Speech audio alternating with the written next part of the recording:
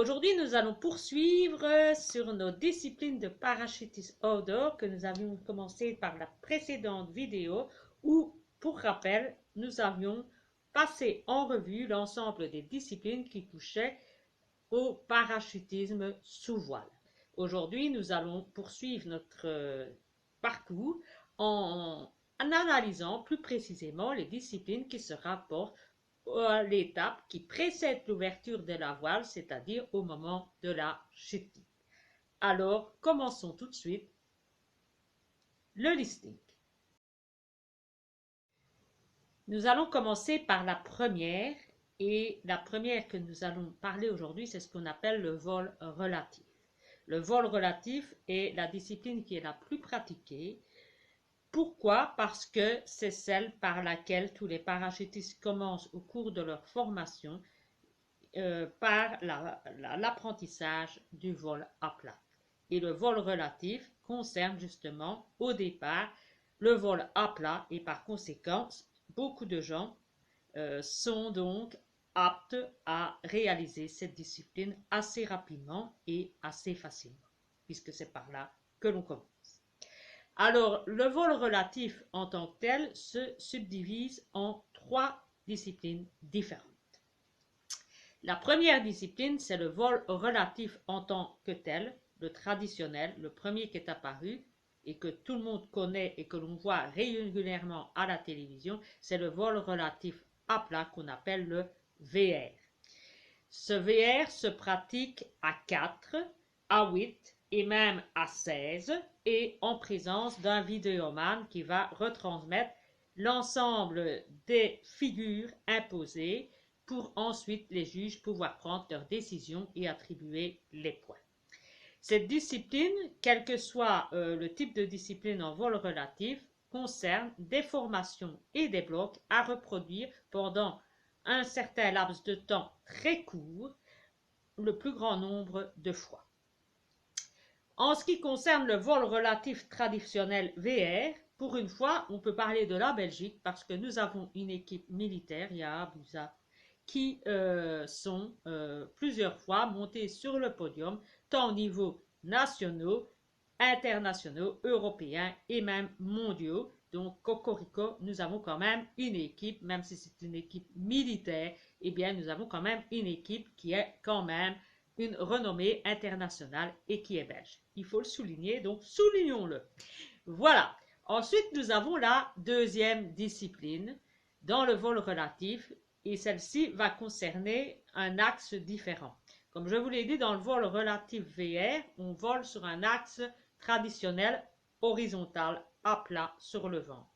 Ici, en VFS ou VRV, eh bien, on va se situer sur un axe vertical, c'est-à-dire que l'on va voler soit en head-up ou head-down, c'est-à-dire en vol assis ou bien en vol tête en bas. Cette discipline se réalise également avec des formations et des blocs et c'est la même technique, ça se vole à 4 avec un vidéoman et en un certain nombre de figures à réaliser, des figures imposées à réaliser le plus rapidement possible. C'est toujours la même technique avec un vidéoman qui immortalise le nombre de figures réalisées et les juges déterminent ensuite l'équipe qui a réalisé le plus grand nombre de figures en totalité.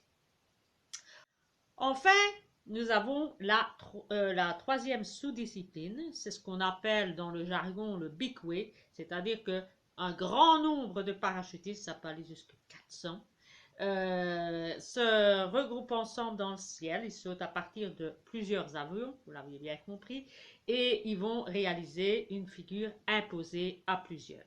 Les fameux big way se subdivisent également en 2 disciplines distinctes, qui est le FS, c'est le vol à plat, et alors vous avez le vol vertical, head-up, head-down, qui se caractérise par les initiales FFS.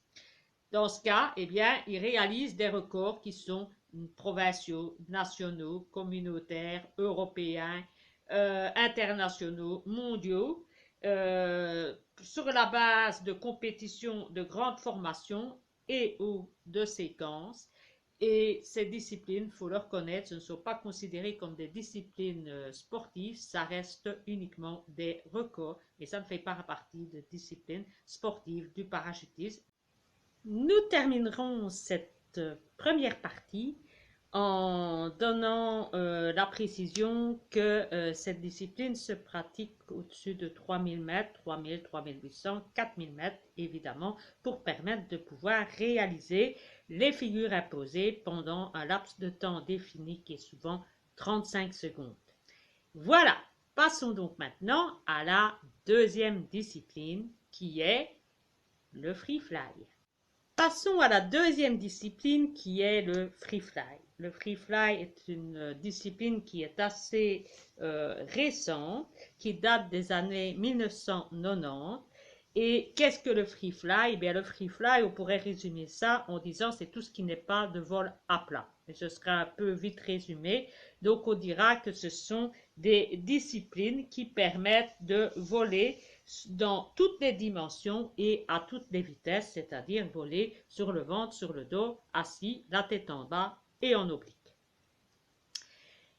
Alors, la discipline que l'on peut retenir pour le free fly, eh bien, c'est la discipline artistique. La discipline artistique se compose de deux sous-disciplines qui, elles, se différencient par le nombre de parachutistes. Il y a deux disciplines, le free fly et le freestyle. Le free fly, ce sont deux performeurs, deux parachutistes qui réalisent ensemble une chorégraphie, plus le vidéoman pour immortaliser. Et si vous êtes en freestyle, c'est un performeur et un vidéoman. Cette discipline se compose de plusieurs points communs avec le patinage artistique. Pourquoi?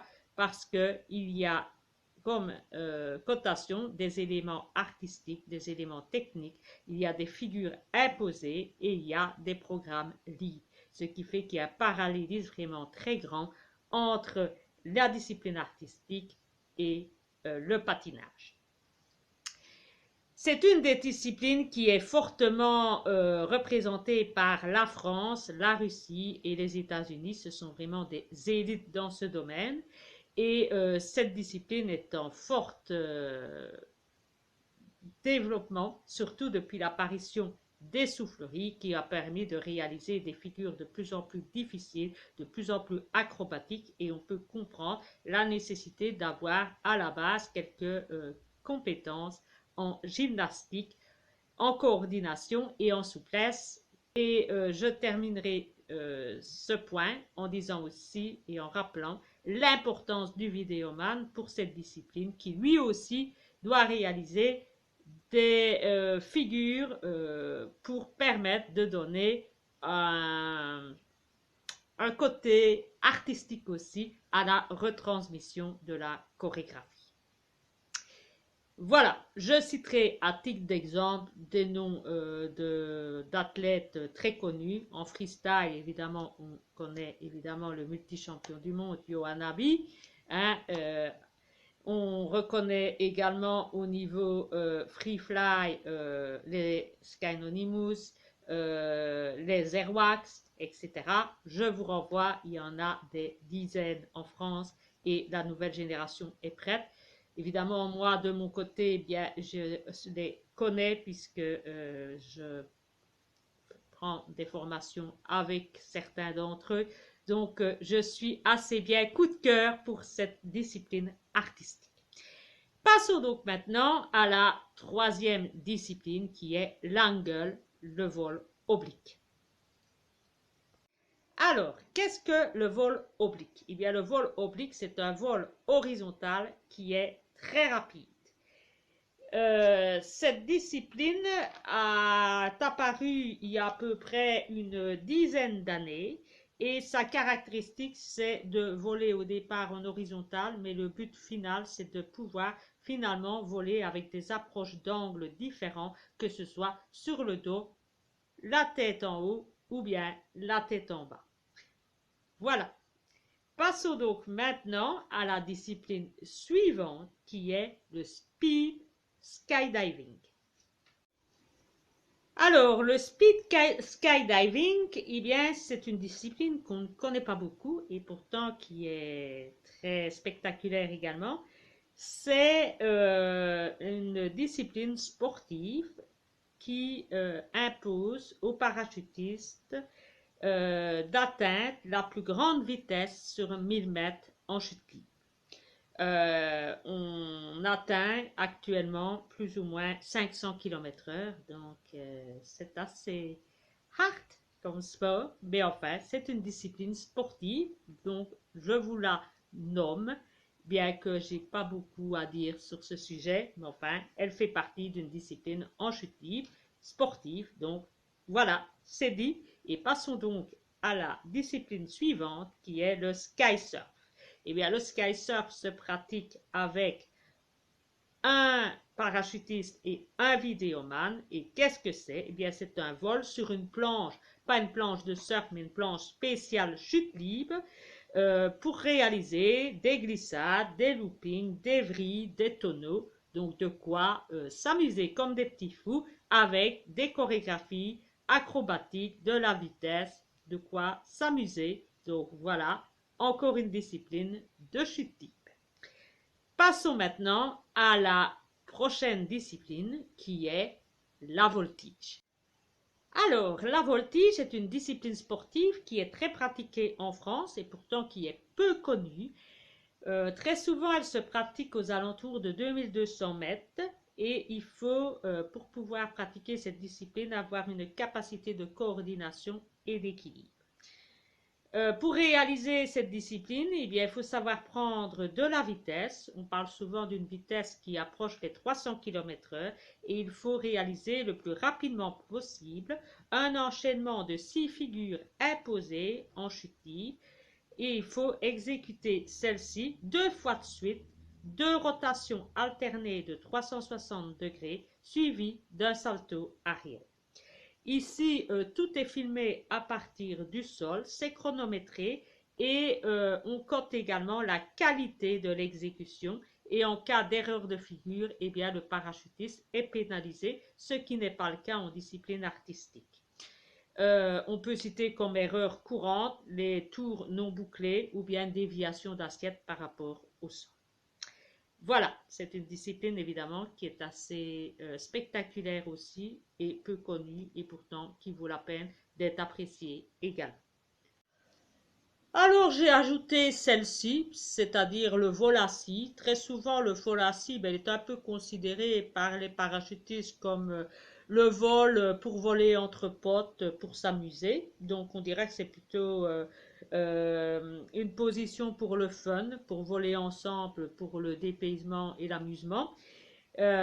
Pour être précis dans ce que je suis en train de dire, je vous dirais que la chute assise, ce qu'on appelle le head-up, eh bien, elle remonte aux années 1995. Comme ça, vous avez un peu d'explication et donc, pour rappel, la chute assise fait partie de la technique du free fly et aussi du vol relatif en VFS.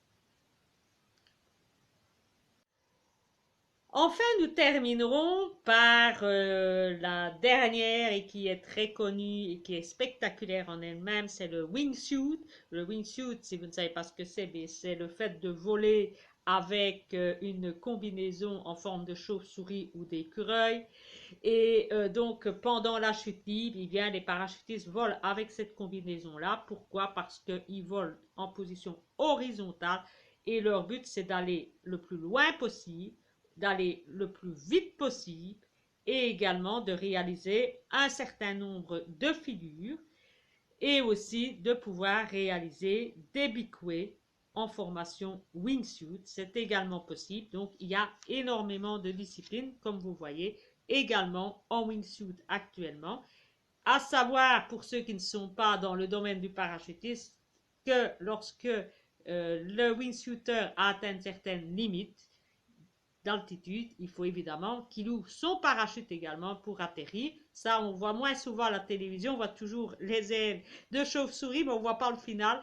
On n'atterrit pas avec les ailes de chauve-souris ou les fameuses combinaisons de wingsuit. Non, on atterrit avec un parachute. Donc, il faut ouvrir son parachute à un moment donné. Donc, il y a bien les ailes de wingsuiter en chute libre et ensuite le parachute qui s'ouvre pour retrouver la terre ferme en toute sécurité. Et donc, il y a bien aussi des disciplines sportives, que ce soit en distance, en vitesse, en formation et également en big formation. Ça existe également. Donc, vous avez de quoi trouver votre petit bonheur également pour ceux qui font du wingsuit. Voilà, j'ai terminé le tour de l'ensemble des disciplines en chute libre. Eh bien, pour terminer, je peux vous dire que finalement, quand on voit ça, on ne peut pas dire qu'il n'y a pas de discipline sportive pour ceux qui pratiquent du parachutisme. Très régulièrement, on considère que le parachutisme est en fait un sport pour s'amuser le dimanche, se détendre, mais que ce n'est pas un sport de compétition. Et bien, je vous ai démontré le contraire. La quasi-totalité, à l'exception d'une ou deux, ne font pas partie d'une discipline sportive, mais pour le reste, tous sont des disciplines sportives que l'on peut faire en compétition. Par conséquent, vous en avez, je vais dire, une quinzaine que vous pouvez trouver dans des compétitions nationales, internationales, mondiales, etc. J'espère donc que vous pourrez trouver la discipline qui vous correspond. Si vous êtes intéressé, eh bien, il existe évidemment des formations, des stages d'accession en France pour pouvoir entrer dans des équipes chevronnées. Donc, n'hésitez pas à passer la frontière si vous souhaitez vous former dans une de ces disciplines. C'est tout à fait possible. La quasi-totalité est enseignée en France et il suffit parfois de juste passer la frontière pour trouver chaussures à son pied. Et vous ne viendrez pas me dire que sur 15 disciplines, il n'y en a pas une qui vous donne envie d'essayer. Allez, j'espère avoir provoqué des vocations et qu'on finira quand même un jour par voir des équipes belges concourir en compétition à l'étranger et faire comme notre équipe militaire, mais aussi avoir des équipes d'amateurs et pas seulement professionnels. Je rappelle quand même qu'en France, il y a des équipes d'amateurs qui partent au championnat du monde encore cette année-ci. Donc, il n'y a pas de raison de dire qu'on ne sait pas aller en compétition au niveau du parachutisme parce que ça coûte cher, etc. Il y a suffisamment de moyens actuellement. Quand on veut, on peut. Voilà. Je vous dis à bientôt et la prochaine fois, nous aborderons les disciplines de la chute libre indoor en soufflerie. Et là aussi, croyez-moi, il n'y a pas qu'une seule discipline. Allez, bon vol à vous. À bientôt, bon saut, amusez-vous bien et profitez bien du soleil. À dans 15 jours.